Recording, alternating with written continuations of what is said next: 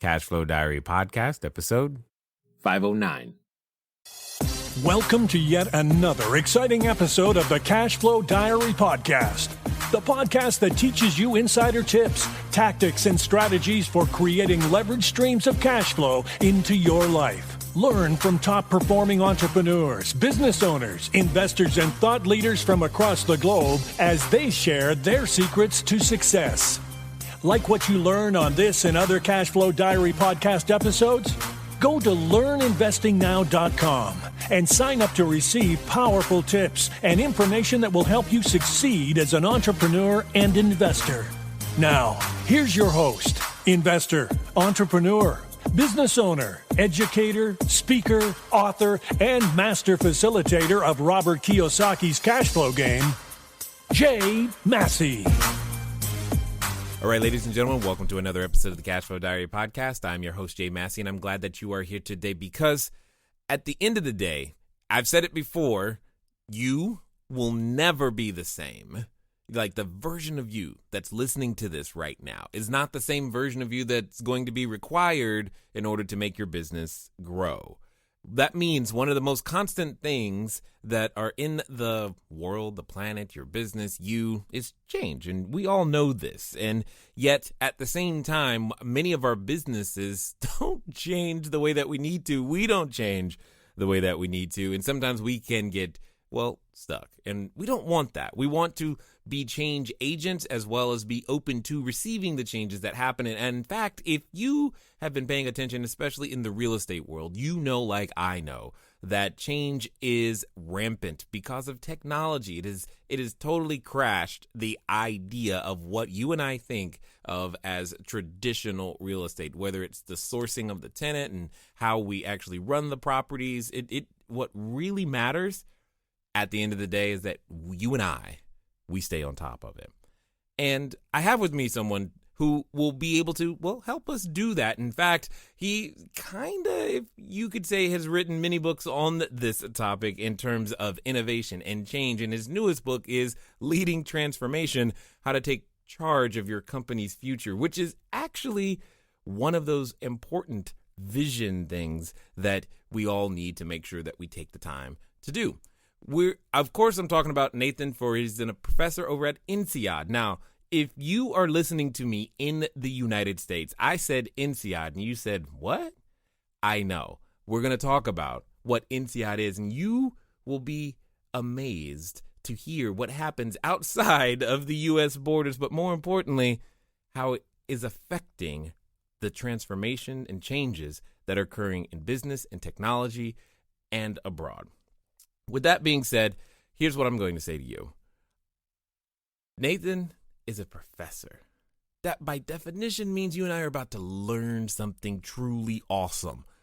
But this is going to be one of those times, you know that professor that you love, the one that you like, that you really want to listen to? Well, that's Nathan. So today, you and we're going to go back to school, but also leave more educated as we listen to Nathan Furr. Nathan, how you doing? I'm doing great. Welcome to class. That's what it's going to feel like. I'm guessing because you know so much, but you have passion for what you do because you've written so many books about it. And yet at the same time, you still have more to say. I find that awesome, to be honest. No, yeah, I love it. I love what you're doing. And I love, the work and dreams that your audience members are trying to pursue. And my hope is just that I help them along that journey. And that's exactly what I'm talking about, because not every instructor or teacher necessarily subscribes to helping the entrepreneur, but when you're out there and that's like your thing, you kind of get my attention, and I'm pretty excited about that. Now, this being your first time here, I have to ask you the same question I tend to ask everybody their first time here. You ready? Yeah. All right. I tend to look at today's entrepreneurs a lot like yesterday's superheroes, Batman, Robin, Wonder Woman, etc. And I think entrepreneurs and superheroes have a ton of things in common. For example, as an entrepreneur, occasionally I can envision myself running around town, using our products and services, and saving our customers one sale at a time. And yes, I'm probably wearing a cape at that moment. Now, with that being said, also like a superhero, an entrepreneur has a beginning. Take Spider-Man, for example. There was a time where he was just a kid going to school, doing his thing. Then one day he gets bit by a spider and suddenly discovers, oh my goodness, I have superhuman abilities, and he gets to choose whether to use them for good or for evil. So, my question to you is as follows. Before, say your books, Nail It, Then Scale It, the Innovator's Method, the new one, Leading Transformation, before being a professor at INSEAD, before being a recognized expert in technology strategy, digital transformation, and disruptive innovation, which actually sounds like the same word twice. But before all of those things, what we want to know is, who is Nathan Furr?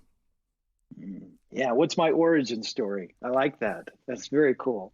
Gosh, when you frame it that way, it's an interesting question because, Jay, at the core of it, I'm somebody who really cares about the dreams that people have and people getting the chance to pursue that. I mean, I want to believe in a world of opportunity where the barriers to do what you want to do have come down, and your chance to take advantage of that is greater than it's ever been. And so if I go back to my origin story, I can kind of trace that. I started my career in industry. I worked, for some big companies. I tried my hand at a startup, learned through the school of hard knocks some things, what not to do. Really, but I got so interested in this question of how does innovation really happen? And so I went back to Stanford to do my PhD, and I did it in the Stanford Technology Ventures program, which was this little tiny group at Stanford that was just at the nexus of innovators and investors and idea makers in Silicon Valley. It was just such a rich place to be. And while I was there, I really stumbled upon what for me is a fundamental dilemma. And all of my books, all of my writing are all wrestling with this fundamental question. And that is, you mentioned it at the beginning. You said we see that the world is changing and it's changing fast. And we feel like we're living in this environment of uncertainty and change. And how do we manage that? And my big concern for people is that many of the traditional management tools that are taught in business schools and that we have were actually designed in a different era. They were designed during the Industrial Revolution to answer the question, how do we coordinate and optimize big organizations? They were not really designed to address an environment of radical uncertainty. And so my quest became, what are the tools for an environment of hyper change and a very dynamic environment? What are the tools? What are the frameworks? What are the theories? Maybe we already have them. Maybe we don't.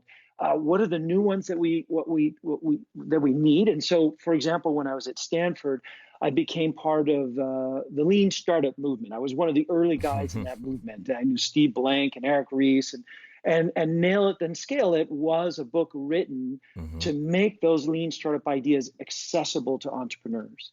And then I realized after I finished that lean startup had a lot in common with this other group that I started to get involved with at Stanford called the Design School. And they were teaching design thinking, and it had a lot in common with agile methodologies. And so as I started to look around the world, I started to see all these new innovation frameworks. And I began to ask the question, well, what do those have in common? What could they teach us about the innovation process? And how do we make those tools more accessible to established companies? And that became the book, The Innovator's Method. And I continued my quest, but I kept asking underneath it, coming back to what are the tools we need for a world of uncertainty? And one of the big questions I felt was still unresolved was how do we make a long leap? We all get stuck in our everyday lives. We get in our habits, we get in our routines, we're just doing the same thing. And it's hard to really see beyond that fence of our daily life, what else is possible? You occasionally have the experience where you'll talk to somebody, maybe, somebody's listening to your podcast and they have this aha moment of like, oh my gosh, I could do things totally differently. I was wondering, how do we access those moments and then start to take action. And that's really what led to this third book, Leading Transformation, through a collision of co-authors, including, we've got some comics and graphic novels in there mixed in there too. But that's really what motivated it. And maybe let me just say one more word about this theme of uncertainty that runs throughout my work. I said we need new tools and frameworks for a world of uncertainty, but what I want to highlight is what's the driving force there? The driving force is technology. Technology has lowered the barriers for people to create, to interact, and participate, and even magnified the impact of that participation. And so that means that you're out there in the business environment, the environment feels much more uncertain because there's more entrepreneurs entering, there's more inventions, there's just more dynamism than before. But the uncertainty side of that, in my view, is only one side of the coin. The other side of the coin that we have to be sure we acknowledge is possibility. That technology has lowered all those barriers, and there's more possibilities for all of us than ever before. It's easier to create software. It's easier to create hardware. It's easier to say and share your message than it ever was before. And there's more communities to support what you have to say and what you have to do. And so on the one hand, you hear me talking about what's the theory to manage uncertainty. I also care even more, what's the theory to take advantage of a world of possibility? You know, what's interesting is I'm listening to you, I'm just going, what he's saying is, it's kind of how you and I are even talking right now. Oh, yeah, tell me. It's like the barriers have come down, and that's a great thing. But for those entrepreneurs wondering, like, how do I make my business work? Part of the challenge is, well, the barriers have come down. So now everyone is there. I have to ask, though, because you said something that I need to understand more. You said it was radical uncertainty and hyper change. I'm curious, was not uncertainty and change always present, and was it not always radical and hyper? I mean, is it speeding up? Is that what you're trying to say, or help me understand a little bit? Yeah, that's a great question. So let me take a step back in my story and paint a picture for you. Before the Industrial Revolution, there was no such topic as management. There were no business schools. There were no courses you could take on management or being an entrepreneur. But every business was a small business of about 30 people or less. And what happened is in about the 1700s, the technology changes that landscape from a world of small businesses to a world of large businesses. So now you have these massive giants producing textiles and automobiles and operating railway lines. And that introduced a fundamentally new problem that needed to be dealt with. And that is, how do I coordinate these huge organizations? How do I make the trains run on time? How do I hire people? And business schools were created to solve that problem.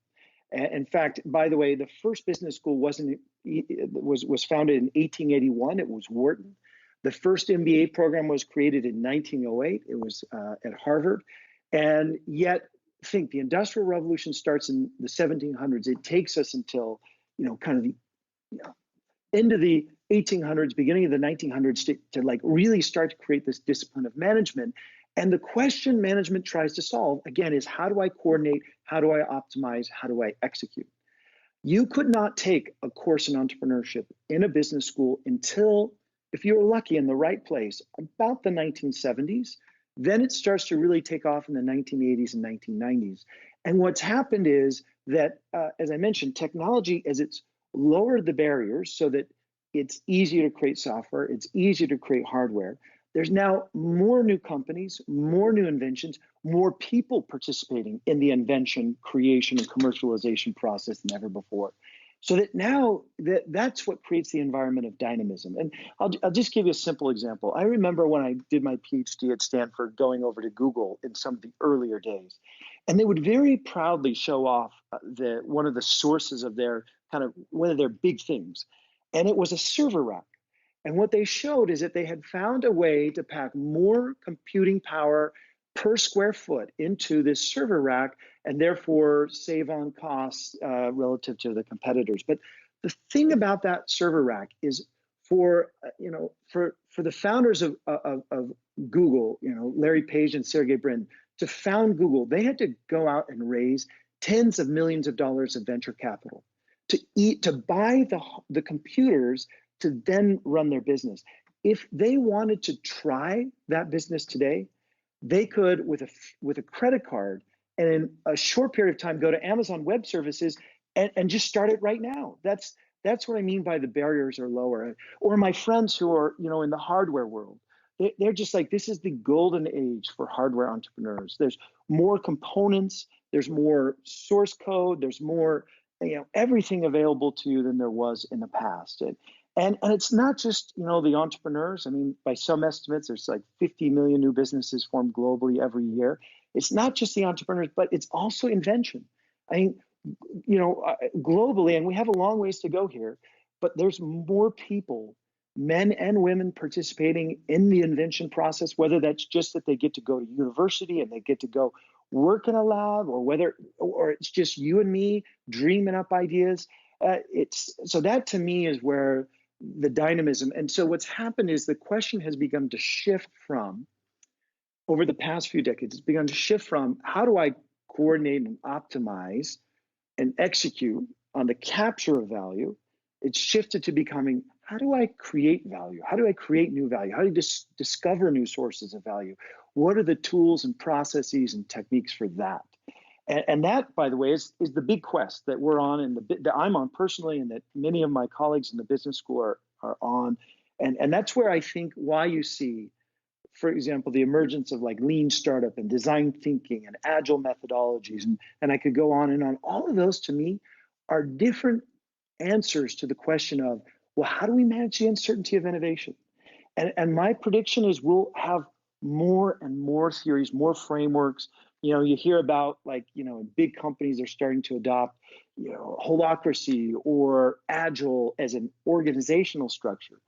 They're just wrestling with, gosh, how do we organize in a world that's more dynamic? That maybe the same hierarchical structure doesn't work anymore. What are the new structures that we need? Well, you actually, it's funny you say that, because there's two things going through my head. I see, at least on my end, helping people, start their businesses, and that's kind of what we do. And I see there seems to be this shift possibly back away from the whole large business concept, back to the 30 people or less that you were talking about. Because we can do so much more, just from a phone or a tablet, and we have access to so many things. I mean, 2 APIs, one idea, 2 APIs later, and a credit card, and you're done. Yeah. No, you're right. I mean, go ahead.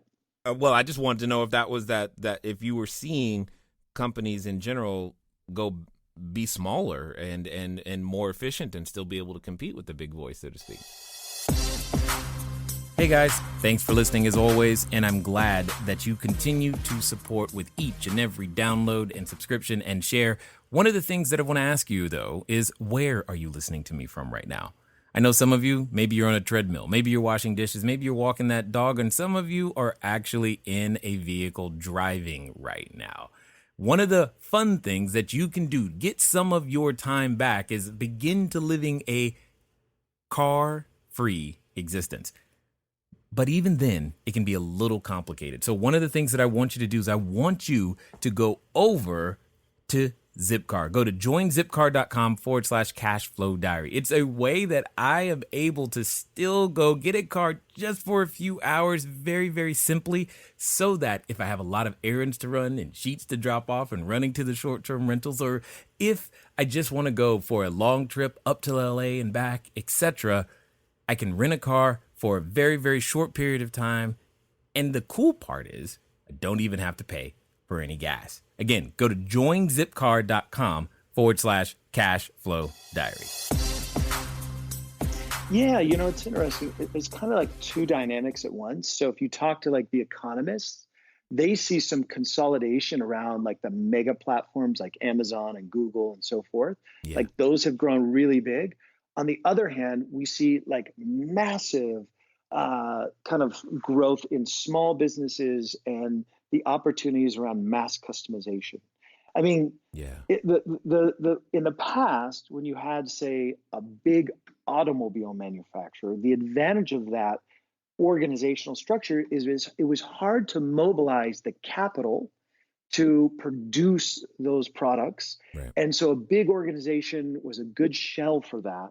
And what we're seeing is that there's if you can lower those barriers to create, you allow so many more ideas to enter the market. And so even big companies now, when I work with executives at INSEAD, for example, they're asking, how do I start working with startups more? Because I can't do it all myself. The world's Right. changing too fast. And so I think one thing, if we kind of got really philosophical, one thing that software does do is it makes the world more modular. And when you make the world more modular, it's easier to have more pieces playing with each other in different ways. So that's another driver. In addition to lowering the barriers so more people can participate, the world's a little more modular than it was. It's easier, as you said, an API, suddenly we can work together. I just had a crazy thought. You know how, because you can like go to these companies and get your t-shirts, print on demand, hey, I want this shirt with this graphic, and boom, it's to me delivered by Amazon, probably that same day in some cases, who knows, because it's insanely fast. I was like, what if we ever end up in a situation to where we have like cars that are quote unquote made on demand, where you're like, I want this, that, and the other, and you can just really customize. I mean, because you're taking a really, really big industry with this new concept at the same time. And just that thought process hit my head going, wow, that would be crazy. But yet it feels like that's where we're headed. Yeah, it's not so crazy, because actually one of the things that sometimes I wrote a case about Tesla. So I interviewed Elon Musk and his whole team. That those interviews and stuff are in my work. But one of the things that sometimes people have a hard time recognizing from the outside, maybe easier in California because there's more of them, but it's a different architecture. Like, and a Tesla is like mostly software. And once you start to introduce that kind of world, you start to open up possibilities for the future. So my guess is, even if you go to a consumer electronics show, there's more automobile startups than ever before, because these platforms, there's so many. I mean, you looked in the auto industry like 5-10 years ago, like there would be like, extremely little innovation. Now, like you go to consumer electronics show, I think the year or two ago, I think there was more automobile related startups in almost any other category, because those platforms, those architectures are opening up, and there's, again, more people participating. So you're probably predicting the future here. That would be pretty interesting if that was the case. Now, you mentioned 1881 Wharton, 1908 MBA at Harvard. And I know for myself, I didn't know before this conversation, and had never heard of INSEAD. Where do they fit in? Yeah, so it's funny. You can hear from so I'm based in France. You could probably guess that from my thick French accent. But no, I'm an American, and I did my PhD at Stanford. But INSEAD was founded in Europe originally to be the Harvard of Europe, and so it was founded by a former Harvard professor, Harvard Business School professor, saying, "Hey, the rest of the world doesn't have the same access that the United States does," and INSEAD has actually expanded to be the #1 international business school. So, although, I mean, I'm like you, before I didn't know that much about INSEAD. Once you get outside of the United States, it's extremely well known. We have campuses in France, Singapore, Abu Dhabi, and next year we'll have a campus in San Francisco. And our real focus is, I guess, point of differentiation is trying to see the world as the stage. And what do we see differently if we kind of look at that world? So it's cool to talk about Silicon Valley, but what happens when you take into account, say, Shenzhen and China, and they're like the Silicon Valley of hardware? What do you see there? And so that's really the point of differentiation. But it's full of fabulous colleagues like you'd have at any top university in the United States, and it's been a really fun place to be. My heart's I always love the U.S. and my heart's there, but it's fun to be at INSEAD as well. Totally understood. I mean, I think as a business owner, we have no choice, but especially in today's economy, to consider things outside our own natural borders, whether that's U.S., whether it's those of you listening to us in Europe, Australia. It doesn't really matter. The point is we're all in this one big spinning globe, and you've got to figure out a way to deliver efficient, effective service or product to people wherever they are. Speaking of which, because we have, access to so many things, because things are easier for the entrepreneur to wake up today and have a business tomorrow, how on earth does a small business owner even come close to staying on top of or integrating all of this change into their business? I mean, half the time getting the bookkeeping done is a challenge. Oh yeah. Yeah, I hear you. And, because of my own experience running a startup, and then my younger brother he's an entrepreneur right now. And I'm always telling him, you've got to outsource your bookkeeping. So you focus on important things. Exactly. So I hear you. Well, it's kind of a mix of things. So, let me say, in terms of fundamentals, right? It's funny. I just want to build on your point about taking the world into account. The first work I did on innovation asked the question, where do really good ideas come from? And Wow. This is work that's summarized in the Innovator's method and in another book called The Innovator's DNA. And we found that these really kind of radical innovators engaged in 5 behaviors. I mean, of course, many other behaviors, but the top 5 behaviors. The number one behavior was what we call dissociating, which is simply a mental activity of putting different things together. So there are very, very, very few ideas that are like truly radically new. Most innovation is about taking an idea from one context, one place, and using it in another. So one of the benefits of kind of paying attention to what's going on in the broader world is there's a lot of innovation that gets stuck in one geography or one place or one industry, one activity that can be borrowed somewhere else, and then it becomes kind of a big idea somewhere else. So that one behavior of association, I'd encourage you to keep your eyes open. And since we're talking about it, the other 4 behaviors we talked about were also questioning, being willing to challenge the status quo, observing, noticing the world around you to see problems that can be fixed, experimenting, being willing to try and test new things, follow your curiosity. And then lastly, networking, but not networking like handing out business cards, but networking for ideas. So talking to other people, keeping your eyes open for those connections. So those 5 behaviors, associating, questioning, observing, experimenting, and networking, were like at the core of idea generation. And then once you have an idea, what do you do with that idea? And this was the heart of the books, Nail It, Then Scale It, and the Innovator's Method. And I'd say, on the one hand, yeah, you could try to stay on top of everything and pay attention to all these technology trends. But I'm just finishing a draft of an article for Harvard Business Review about digital transformation. Mm-hmm. And we're writing we're kind of framing it as like these 5 myths. And one of the myths is that digital transformation is about technology.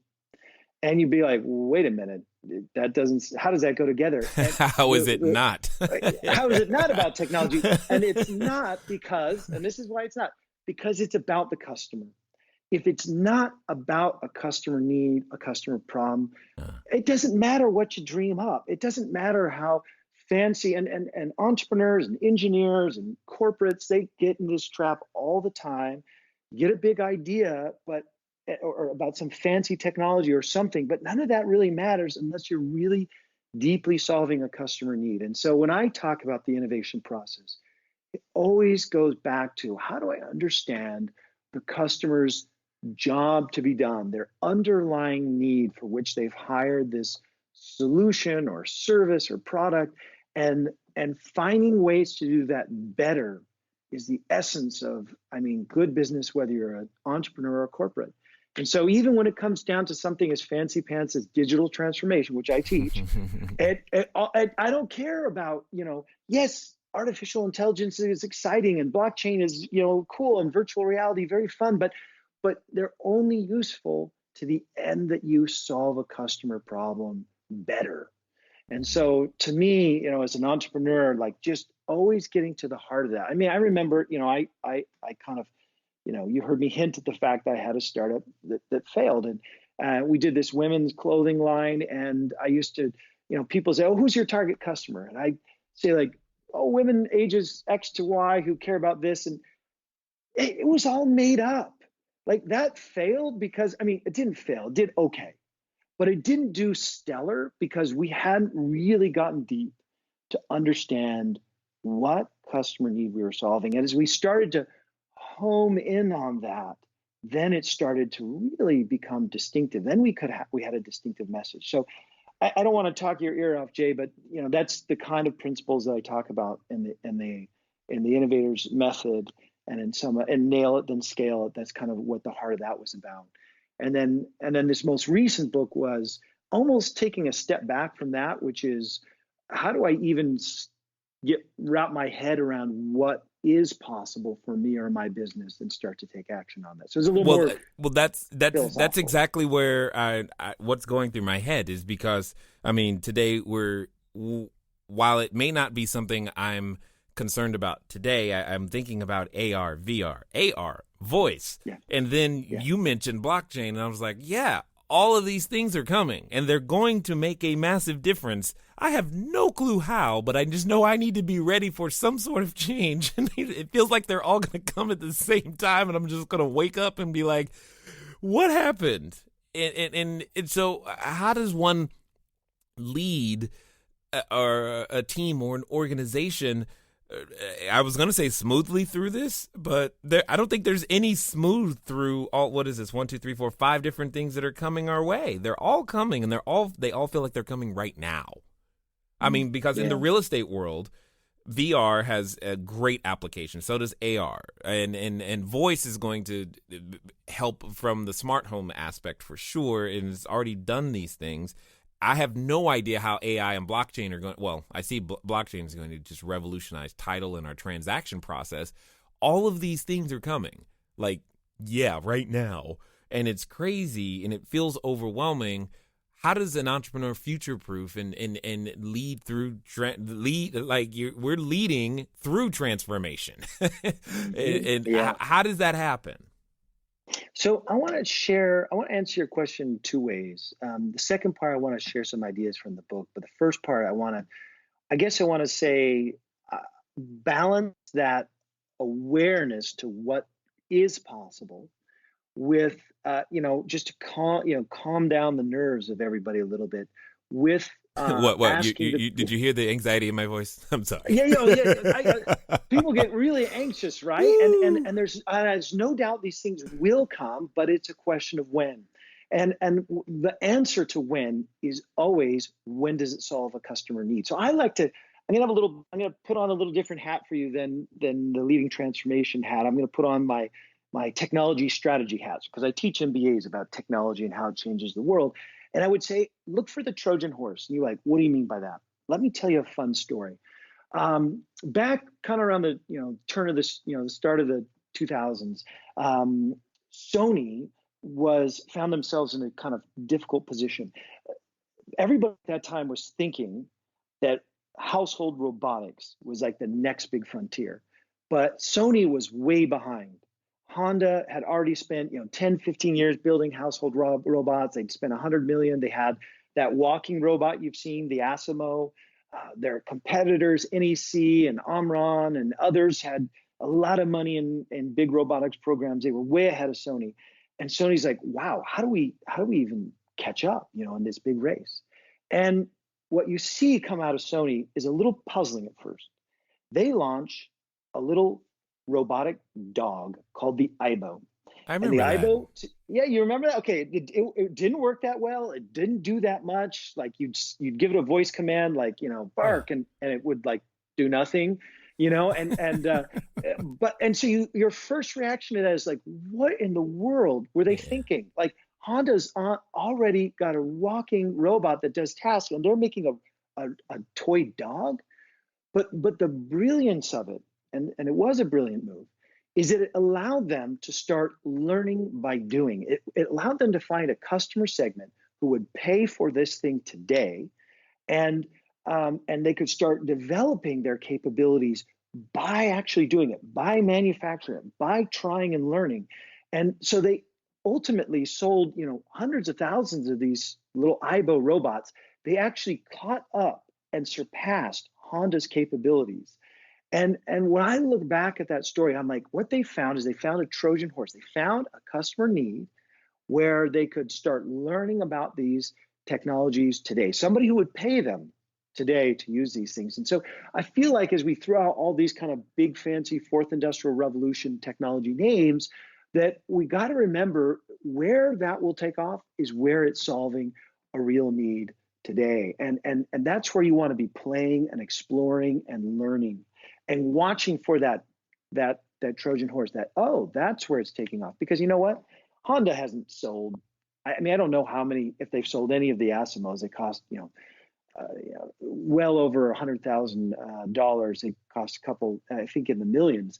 But they're not selling those Asimo robots, whereas Sony is. And then you know what happened? They cut it. They cut the program, and they cut it because I think building those gave them the insight that we're not ready yet. The AI isn't ready. The robotics isn't ready, but they did relaunch it this year. Yeah, so I was going to say, isn't there a new? Out. Yeah, I was like, I thought there was. A new one. So they're back and they're playing that game. So I guess I would say, for your audience, especially if you think about real estate, I would just be saying, hey, how do the world? These technologies look really scary from the outside. But you get on the inside, it's a lot less scary than it looks. Look for where it really would add value to your customers today, and just play along with the people. Just get involved. You don't have to be master and owner of everything. Partner with people, go to events, learn from them. That's how you stay on top of it. So that's like my first kind of view of those kind of crazy technologies. I mean, yeah, go ahead. No. What I was going to, no, and I want to hear that. It's just that because when you say that, the thing that, again, just my cursory level overview, I've spent the most time understanding the impacts of the blockchain, etc. And that's what I'm mostly concerned about, is that transformation, what the blockchain has available specifically for real estate, is speed that which the real estate market has never seen. I mean, we historically are we move like molasses. It takes forever to transact title and change things. I mean, and being able to move at the same speed as, say, stocks and equities and bonds is literally what's coming to the future. And I think that one little, oh my God, watching how fast transactions and pricing can happen is, I don't know what that looks like, but it's going to look like something. And we definitely don't have the data, the speed. We don't have the databases for it in order to be able to make the decisions. We're used to taking our time with those things. And those are the things that I keep thinking about, is it's not going to be like that. It's just not. So that's what you've just identified for me. Sounds like the beachhead or the Trojan horse. That's the real spot where these technologies could really hit real estate. And what I would say is, if you're a big real estate player, then maybe you want to be dabbling your fingers in there. But my guess is, for a lot of your audience, it's more about who do I play with? Who out there is developing these kind of solutions that I could start learning from, and just not being afraid of it. Seriously, just going to a conference or going to seeing who's developing solutions out there. That is it ready for you to start playing around with? And if so, then great. If it's not ready, then kind of keeping your eyes out and watching like you are. It sounds like the right approach. Just as long as you kind of test and learn as you go, I think that's the best approach. You don't want to ignore it, and you don't want to, on the other hand, bet the farm today, because it can take some time for these technologies to emerge. I told people at the beginning of this episode, I said we're going back to school, and you were one of those instructors, and you're engaging in such a way that you make me want to go to school, man. Stop it! I love it. Oh man! And for those that have listened this far, and who want to pick up more of Nathan and understand more about what you've got going on over there at INSEAD and technology and how they can better prepare their business, what's going to be the best way for them to follow up with you, find out more what you got going on, maybe even grab a copy of the book? Yeah.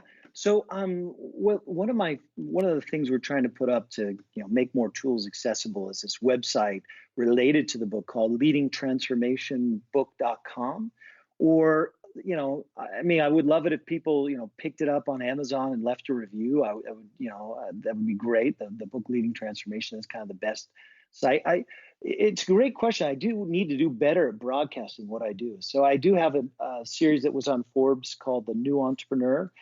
Sorry, that was on Inc. It was The New Entrepreneur. And then I write for Forbes and I write for Harvard. But probably leadingtransformationbook.com is a good place to start. There's some fun surprises there. I'll tell you about them. Excellent. Now, as we wind down here, I've got a final question for you, because I think your answer is going to be different than any of the other 500 answers I've received from all the other entrepreneurs we've interviewed, because we've not had one like you yet. So this is good. There's someone who's been listening this entire time, and, maybe they've gained that level of faith that they need to actually take that next step. And they're like, you know what, Nathan, I can do this. I can make my business happen. And they now are ready to take that leap. They are standing, Nathan, in front of the superhero outfit store. They're ready to pick out their cape and tights. But here's the problem. Like I know, that when we reach these moments of decision, we often are accompanied with a companion that is usually coming in the form of a voice. And it's a voice that reminds us of how it didn't work last time. And, oh my God, are you absolutely crazy? I mean, you can't even do your bookkeeping. How on earth are you going to do your own new business? How are you going to make that 6-figure, 7-figure thing happen? Don't you know technology is going to totally crush you? Amazon's going to buy that idea and you're going to be out of business. I mean, it reminds us of all the reasons why it won't work. And for some people, they're related to that voice. So with that being the case, today is going to be different, Nathan. This time they're going to actually follow through. They're going to do exactly what you say. And they're going to do so in the next 24 to 48 hours. What would you suggest that they do? So this is the heart of the book, Leading Transformation. It's about how do I make change at my company or personal change. And really all we did there was to take seriously the last few decades of psychology about the very human barriers to making change. And there's a lot of them out there, but we could probably bucket it into 3 categories. There's the tendency to get stuck in the status quo. There's the tendency to get stuck in our habits and routines. And then there's the fear of the unknown. And that's what I heard you talking about, that voice in your head of like, oh my gosh, this isn't going to work. So how do we overcome those things? And what we do in the book is we just try to talk about some tools to do that. And some of the tools are new and some of them are old. In fact, the most powerful and oldest tool is story. And story is something we've had as human beings from the very beginning.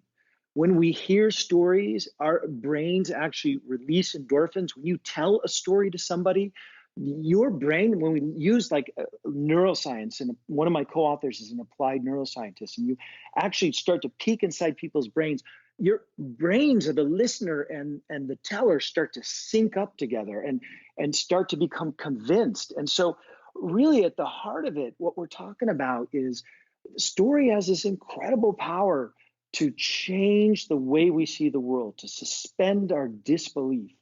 And so of the many tools we talk about there, the one thing I would encourage you as an individual or a business to ask the question, what else is possible for my future? And what's a story but with characters and conflict and resolution that I could tell that would help me believe in that? So like when I do this, let's say, for example, with individuals, I'll have them like sit down and say, like, I want you to imagine 10 different possible futures for yourself 5 years from now. And as you write out those futures in bullet form or a paragraph form, like, what do you notice about those futures? What would you ideally like to be doing in 5 years? What would you hate to be doing in 5 years? I do the same thing for companies, myself and my co-authors. So one of my co-authors, Kyle Nell, was the former head of innovation at Lowe's, and he helped take that company from just doing, do-it-yourself retail every day to literally having robots in stores, putting the first store in space, exosuits, crazy stuff. All of the technology, fancy stuff doesn't matter. What they're really trying to do is help people remodel, envision what their home could be and do it.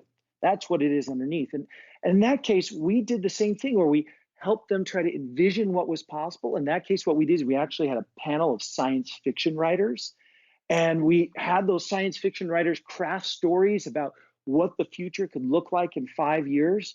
And then we encapsulated that story into a narrative with characters, conflict, and resolution. And we actually told that story as a comic book. So we literally, my co-author handed out comic books to the CEO of Lowe's. And we've done it other places. We've done it at Pepsi. We've done it a lot of other places. The CEO of Lowe's, who is an accountant by training, so not exactly like, the kind of you picture to be like, having a big collection of graphic novels at home. But what it did is it helped them, the story helped them believe what was possible. So again, I'm talking about science fiction writers and comic books and all that, but all we're really talking about at the end of the day is, how do I overcome the barriers to see what else I could do, what else is possible for me personally or as a business? How do I start to ask the question about what could be? And then how do I tell a story that motivates? And a story that motivates has a character. If you're a business, the character is probably a customer. It has a conflict, which is the problem they're trying to solve. And it has a resolution, which is you as a company, or you as the technology you could bring to bear on it, or the solution you could bring to bear on it that resolves that customer's problem. But the customer's the hero. By contrast, if you're talking about for yourself as an individual, you're the character. And what's the conflict you have in your life? And then you tell that story. And I've personally done this. My co-authors and I, we love to, one of our things is we create a Christmas card for the next year. What do we want to have done a year from now? And then we go and map back what specific concrete steps would I need to be taking today to get to that future tomorrow. Now, let me add the caveat. You're not going to snap your fingers and everything will have changed tomorrow. But if you change your trajectory 2%, 3%, that adds up to a big change over time. And so we all crave big T transformation. Hey, I woke up, I opened my curtains, and a whole new world was out there the next morning.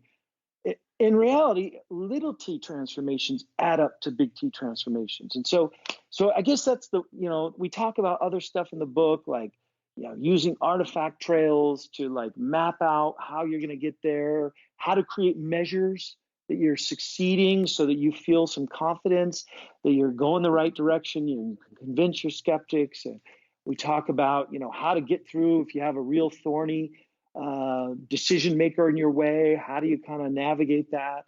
But at the core, it all begins with finding that vision of what's possible for you, for your business, and then creating a real story, a real narrative, we call it strategic narrative, around that to get going. Got it. Totally understood. So like I said, not many people make me want to go hey, maybe I can go back. I have a PhD. It's a public high school diploma. I have not decided to go back in any further, but listening to you, I'm like, why weren't more educators like you? Because that would have been intriguing. That would have been awesome. That would have been a better environment for sure. I definitely appreciate the amount of depth and passion you bring to the subject, and just taking the time to share your knowledge, your wisdom, and your insight here with us today at the Cashflow Diary. Oh, thank you. I appreciate it. And, you've got to do what you're called to do. And there's other paths for everyone. And for me, I felt like educator was one of them. So I appreciate the kind words. All right, ladies and gentlemen, you know what time it is. It's time for you to move at the speed of instruction. What does that mean? That means leadingtransformationbook.com. That's what it means. It means take a measurable step of action towards that future. Yeah, maybe write out a Christmas card for the next year, because that was neat. I'd never heard of that one before, but it makes sense. Because if you've already written it out, you at least are thinking about it, and you have a shot at making those things that you're writing actually happen, and you can do so today. Ladies and gentlemen, it's been fun talking to you guys today. I look forward to talking to you soon. Until next time.